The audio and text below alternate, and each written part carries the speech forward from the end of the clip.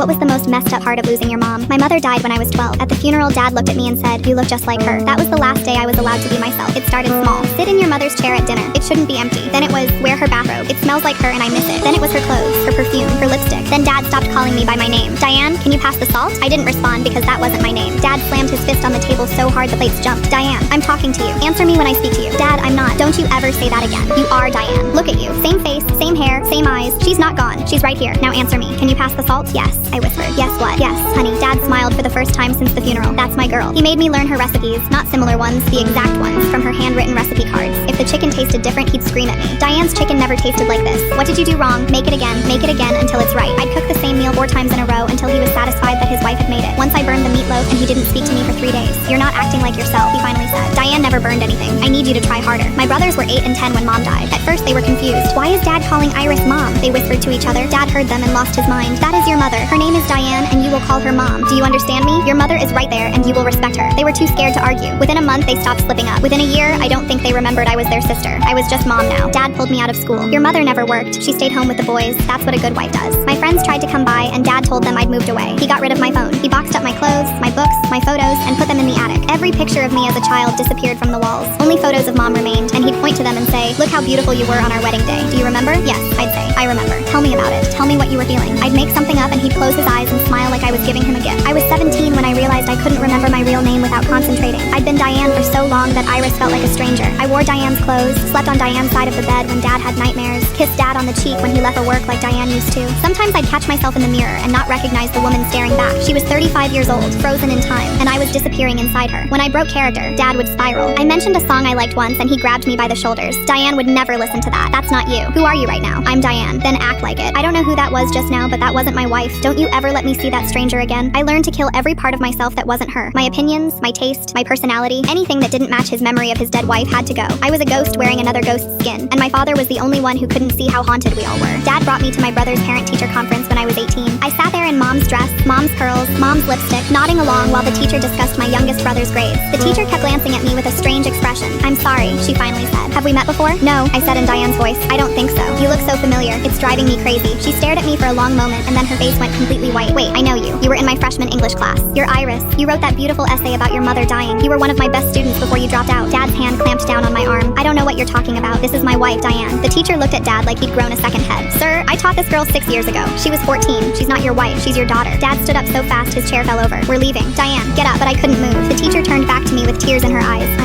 Iris, honey, what happened to you?" The teacher called the police while Dad screamed that I was his wife. My brothers needed months of therapy before they stopped calling me Mom.